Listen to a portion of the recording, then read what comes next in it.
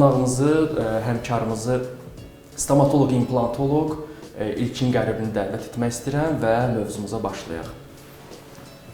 Salam İlkin doktor, xoş gördük. Sizinlə yenidən efirdə olmaq çox xoşdur.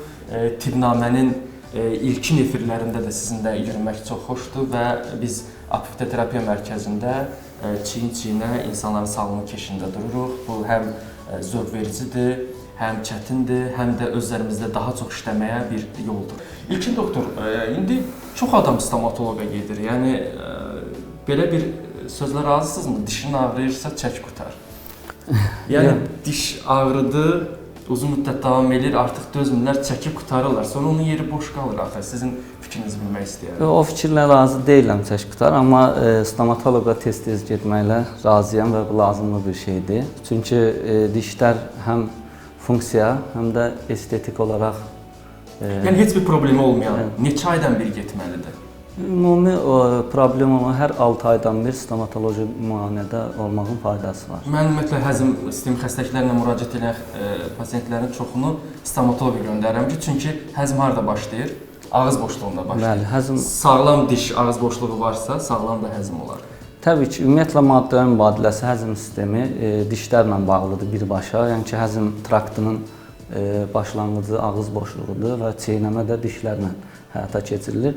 Biz nə qədər mükəmməl çeynəmə effektinə malik olarsa, həzm aparatı da, digər həzmdə iştirak edən orqanlarda o qədər sağlam fəaliyyət göstərəcək.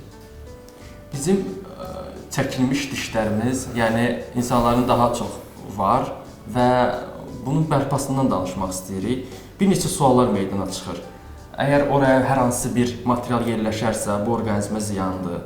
Əgər o yerləşərsə, gələcəkdə ağır xəstəliklər mi yarada bilir?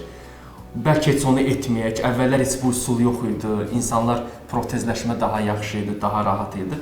Çox maraqlı suallar var. Yəni bunu bir diş üzərində necə izah edərsiniz? Siz bir maketlə də gəlmisiniz. Çox sağ olun. Çünki bu sualları istəyərdim cavablandırarsınız. Ümumiyyətlə, çox sağ olun doktor.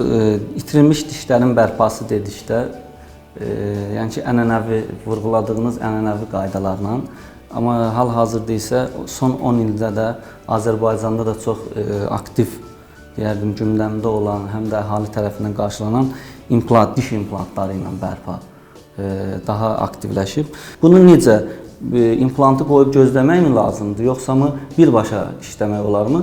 Bu vəziyyətə bağlı bir şeydir. Əgər sümükdə ciddi bir problem olmazsa, aşırı infeksiya olmazsa, sümük divarlarında defektlər olmazsa, biz implantı bağlayarkən istədiyimiz güclə bağlaya bilsək, fiksasiyanı əldə eləsək, yəni ki, həmən də dişi, keçici dişlərdən istifadə edib xəstəmizi yola sala bilirik.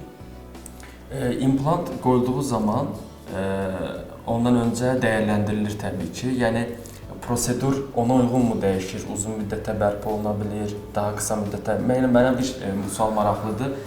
Bir kəsin dişi tamamən yararsız haldadır və bunu geri döndərmək, bərpa etmək çətindir. Dişi çəkib əkmək daha rahatdır, yoxsa çəkilmiş, itirilmiş dişlərin yerinə əkmək daha rahatdır? Məqsədə uyğundur. Əslində burada yanaşma belədir. Göstəriş bir şeyə göstərən ki, dental implantasiya göstəriş var, əks göstəriş var. Həmçinin dişi çəkib həmən implantı qoymaq, yoxsa mı bir müddət gözləyib sümükləşmə geçsin, sonra mı qoymaq lazımdır? Bu yaxşı vurğuladınız doktor. Çünki biz bu işi görməmişdən öncə müasir texnologiyalar var. 3D tomoqrafik çəkilişlər. Biz həm xəstəni ümumi müayinədən dəyərləndiririk, həm də rentgenoloji müayinələrdə dəyərləndiririk və bura... Çox üzr istəyirəm, doktorun qeyd elədiyi bu bütün müasir diaqnostika doktorun çalışdığı Apifitoterapiya mərkəzində estetik ağız və diş sağlığı bölümündə bu prosedurların hər biri mümkündür müayinəsi. Yəni bunların olması, izlənməsi, aparılması bir mərkəzdə olması daha rahatdır. Təbii ki, biz öncədən bunlara diaqnostika edirik və əgər göstəriş varsa, mümkündürsə, dişi çəkib implantı yerləşdirə bilirik. Əgər göstəriş deyilsə, çəkən anda da həmən yerinə yerləşdirə bilirik, həmən anda da yükləyə bilirik, əgər göstərişdirsə. Hər hansı bir səbəbdən infeksiya deyəmi və yaxud da sümüyün sinirlə olan münasibətindən, yaxınlığından, məsafəsindən asılı olaraq sonraya da saxlaya bilirik bunu.